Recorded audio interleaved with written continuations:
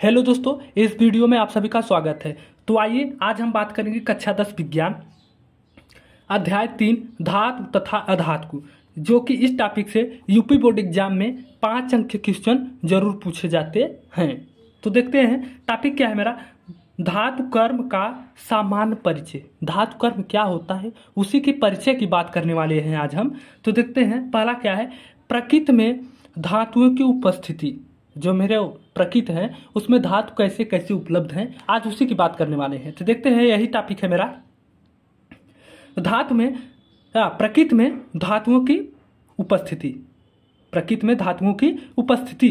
तो प्रकृति में धातुएं मुक्त अथवा प्राकृतिक या प्राकृत, मुक्त अथवा प्राकृत तथा संयुक्त दोनों अवस्थाओं में पाई जाती हैं। जो मेरा धातु है कह रहा है कि प्रकृति में धातु मुक्त अथवा प्राकृत तथा संयुक्त दोनों अवस्थाओं में पाई जाती हैं। एक तो कह रहा है मुक्त अवस्था में भी पाई जाती है और प्राकृत में पाई जाती है। तो यही बता रहा है कि जो मेरा धातु है प्रकृति में मुक्त अवस्था और तथा प्राकृत अवस्था दोनों में पाई जाती हैं। जैसे प्लेटिनम, गोल्ड, सिल्वर तथा कॉपर आदि धातुएं ही मुक्त अवस्था में उपलब्ध हैं। जो मेरा सिल्वर हो गया, गोल्ड हो गया, कॉपर हो गया, प्लेटिनियम हो गया, ये मेरे कैसे उपलब्ध हैं वातावरण में या प्रकृति में, मुक्त अवस्था में उपलब्ध है। कैसे हैं? मुक्त अवस्था में उपलब्ध है। तो यह अब बात करेंगे, अधिकांश धातुएं अन्य तत्वों से संयुक्ता अवस्था में मतलब दूसरे तत्वों के अकॉर्डिंग यानी दूसरे तत्वों से संयुक्त हैं। जो मेरे अन्य धातु हैं वो कैसे हैं? दूसरे तत्वों से क्या है? संयुक्त अवस्था में हैं। तो यह बता रहा है कि अधिकांश धातुएं अन्य तत्वों से संयुक्तावस्था में पाई जाती है और धातुओं के अयौगिक पृथ्वी की ऊपरी परत में बालू, मिट्टी तथा अन्य अशुद्धियों से मिश्रित रूप में प्राप्त होते हैं। जो ये तत्व मिलते हैं ये कहाँ मिलते हैं? बालू, मिट्टी और अन्य अशुद्धियों पदार्थों में मिलते हैं, जो कि इन्हें हम क्या कहते हैं? खनिज कहते हैं। इन्हें हम खनिज भी कहते हैं। दूसरा मेरा है धातु कर्म क्या है। तो दूसरे टॉपिक की बात करेंगे कि धातु कर्म क्या होता है। तो अयस्क से शुद्ध धातु, क्या कह रहा है कि यहाँ पे मिश्रण भी कह सकते हैं। अयस्क से या मिश्रण से, अयस्क से शुद्ध धातु प्राप्त करने की क्रिया को धातु कर्म कहते हैं। ये कितने प्रकार के होते हैं? 5 प्रकार के होते हैं। पहला पीसे हुए अयस्क का सांद्रण, दूसरा निस्तापन, तीसरा भर्जन, चौथा प्रगलन, पांचवा धातु का शोधन। तो पहले की बात करेंगे पीसे अयस्क का सांद्रण। तो पीसे अयस्क का सांद्रण खान से, यानी कि जो खुदाई नहीं होती उसी की बात कर रहे हैं। खुदाई से प्राप्त अयस्क में प्राय कंकड़, पत्थर और मिट्टी आदि मिली रहती हैं। इसे पृथक करने की क्रिया से प्राप्त अयस्क को सांद्रण कहते हैं। जो क्या बता रहा है, जो खनन से उपलब्ध होते हैं, जो मतलब खनने से प्राप्त अयस्क में कंकड़, पत्थर और मिट्टी आदि मिली रहती हैं। हम इसी को पृथक करने की क्रिया को, इसी को अलग करने की क्रिया को क्या कहते हैं? अयस्क को सांद्रण कहते हैं। तो दूसरे टॉपिक, दूसरा क्या है मेरा? दूसरा है निस्तापन।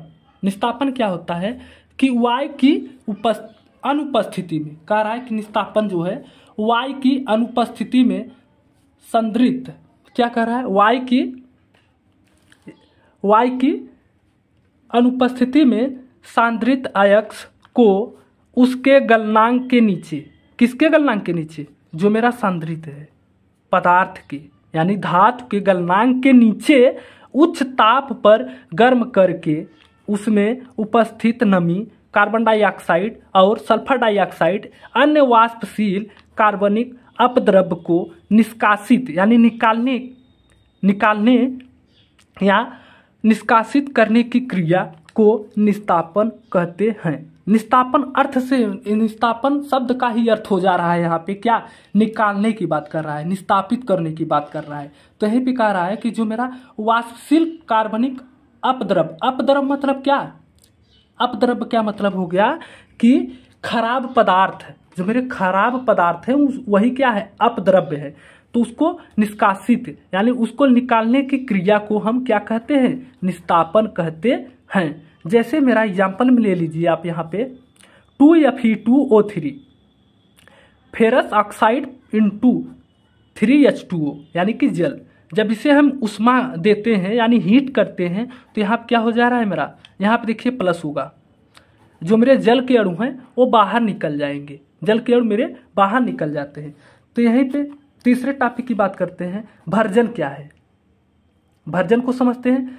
भर्जन अकेले या अन्य पदार्थों के साथ, कह रहा है कि भर्जन जो है अकेले या अन्य पदार्थों के साथ सांद्रित अयस्क को मिलाकर, सांद्रित अयस्क को मिलाकर गलनांक के नीचे Y की नियंत्रित मात्रा में गर्म करने की क्रिया को भर्जन कहते हैं। समझिएगा, कह रहा है कि अकेले रहे या अन्य पदार्थों के साथ, या अकेला पदार्थ या और किसी अन्य पदार्थों के साथ सांद्रित अयस्क को मिलाकर, कैसे अयस्क रहे मेरा, सांद्रित अयस्क रहे, सांद्रित अयस्क को मिलाकर उसके गलनांक के नीचे, क्या कह रहा है, जो मेरा पदार्थ है उसी के गलनांक के नीचे और Y की नियंत्रित मात्रा में गर्म करने की क्रिया को क्या कहते हैं, हम भर्जन कहते हैं। एग्जाम्पल मेरा है S+O2 सल्फर प्लस ऑक्सीजन, क्या मिलने वाला है आपको, सल्फर डाइऑक्साइड। चौथा क्या है, प्रगलन।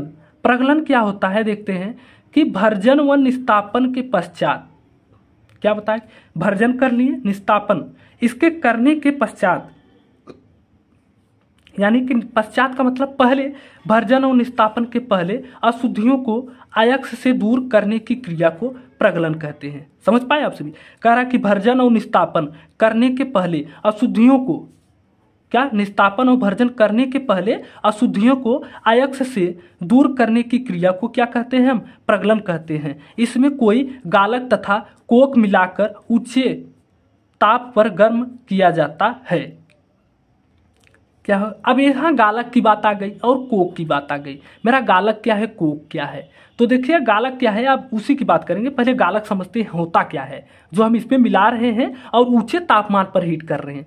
तो देखिए मेरा गालक क्या है, पहले इसकी एग्जाम्पल समझ लेते हैं। आप पहले एग्जाम्पल देख लीजिए, प्रगलन कैसे होता है। Copper oxide plus ferrous sulphate, यहाँ पे फेरस सल्फर है तो हो जाएगा कॉपर सल्फर। देखिए यहाँ से जब तोड़ेंगे तो यहाँ पे नेगेटिव हो जाएगा, यहाँ पे पॉजिटिव हो जाएगा, यहाँ प्लस माइनस, यहाँ पे 2+2, यहाँ 2- तो हो जाएगा।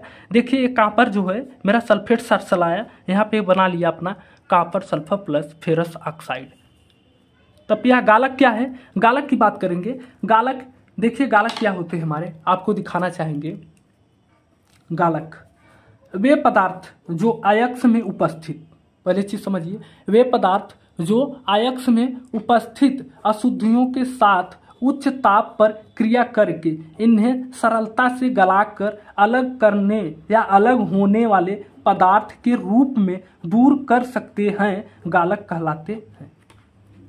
समझ में तो आया नहीं? अब देखिए फिर से हम बताते हैं आपको, समझिएगा। कह रहा है कि वे पदार्थ जो अयस्क में उपस्थित, अयस्क मतलब मिश्रण में, जो मेरा मिश्रण में यही अयस्क में उपस्थित यानी मिश्रण में उपस्थित अशुद्धियां या अशुद्धियों के साथ, जो मेरा अशुद्धियां है, कैसे, मिश्रण में जो अशुद्धियां हैं उन्हीं के साथ, अशुद्धियां हैं उन्हीं के साथ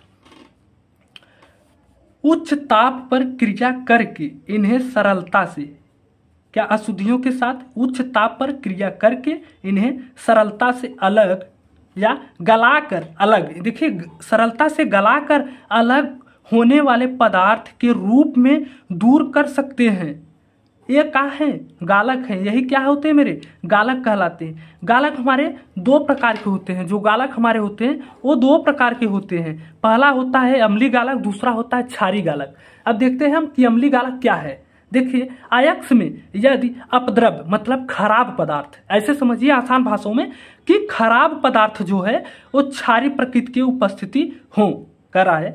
अयस्क में यदि अपद्रव, अपद्रव मतलब खराब पदार्थ, जो मेरे खराब पदार्थ हैं वो क्षारीय प्रकृति के उपस्थिति या उपस्थित हों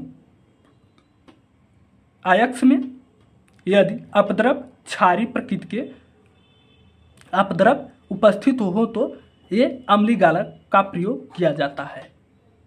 जो मेरा अपद्रव्य है उसमें क्षारीय प्रकृति है तो वहां हम अम्लीय का जस्ट इसी के उल्टा प्रयोग करने वाले हैं। जैसे अम्लीय है तो क्षारीय का प्रयोग करिए और क्षारीय है तो अम्लीय का उपयोग करिए। आप देख सकते हैं, जैसे हम बता दें कि अम्लीय है, यहाँ पे अम्लीय है तो क्षारीय का प्रयोग करिए। कैसा? क्षारीय का। और यहाँ पे क्षारीय है तो हम कैसा उपयोग करेंगे? अम्लीय का उपयोग करने वाले। तो यही बता रहा है, यदि अम्लीय है तो समझ जाइए कैसा मिला है, क्षारीय प्रकृति की है। अपद्रव मेरा कैसा है? अपद्रव पदार्थ कैसा है मेरा? क्या है? क्षारीय। अम्लीय है तो क्षारीय प्रकृति की हो गई।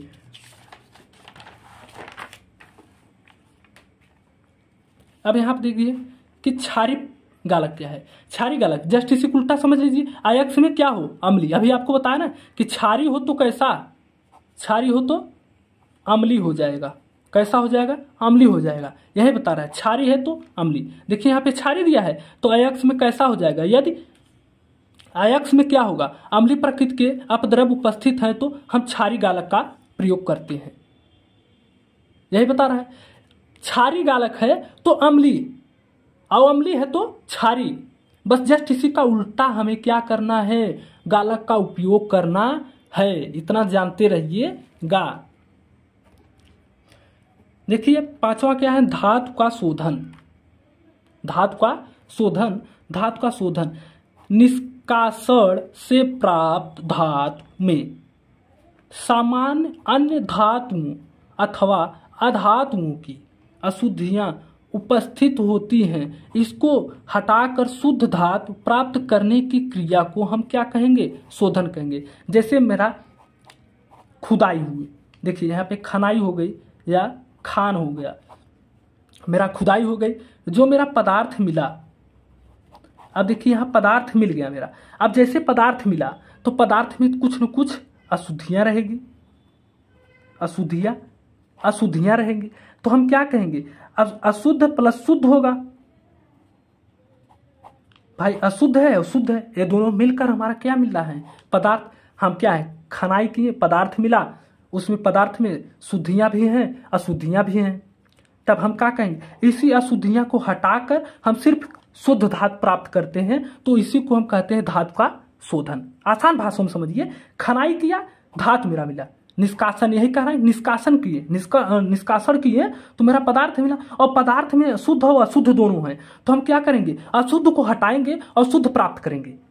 समझिए, तो यही अशुद्धियां को हटाने की क्रिया को हम क्या कहते हैं? अशुद्धियां को हटाने की क्रिया और शुद्ध पदार्थ को प्राप्त करने की क्रिया को हम क्या कहते हैं? धातु का शोधन कहते हैं। Thank you. वीडियो अच्छा लगे तो लाइक करें, चैनल पे नए हो तो सब्सक्राइब जरूर करिए।